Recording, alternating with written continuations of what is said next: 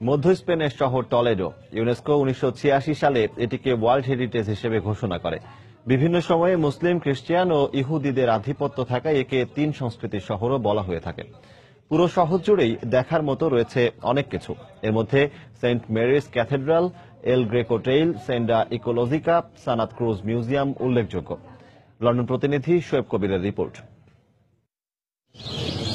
স্বচ্ছ পানির লেকের ধারে পাখির কিচিরমিচির শব্দ যে কাউকে বিমোহিত করবে। অনাবিল এই সৌন্দর্য দেখতে পুরো বিশ্ব থেকে পর্যটকরা ভিড় জমায় এখানে।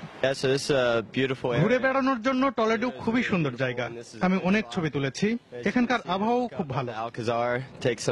ব্রোঞ্জ সভ্যতার সময় এখানে বসতি গড়ে ওঠে। 1563 সালের আগ পর্যন্ত স্পেনের রাজধানী ছিল এটি।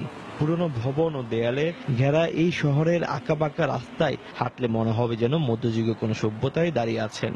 আর সুদৃশ্য সেতুও পর্যটকদের আকৃষ্ট করে।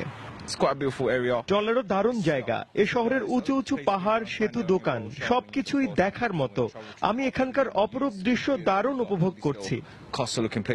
শহরে ছড়িয়ে ছিটিয়ে থাকা দোকানগুলোতে সাজানো আছে মধ্যযুগীয় সভ্যতার দৃষ্টিনন্দন সামগ্রী। ছোট ছোট ট্রেনে 45 মিনিটে অনায়াসে এক নজরে দেখে নিতে পারেন নয়নাভিরাম শহরটিকে। আর এতে খরচ পড়বে মাত্র 4.5 ইউরো। স্পেনের রাজধানী মাদ্রিদ থেকে প্রায় 70 কিলোমিটার উত্তরে এই টলেডো শহর। একসময় মুসলমানদের আধিপত্য থাকলেও তা চলে গেছে খ্রিস্টান এবং ইহুদিদের দখলে।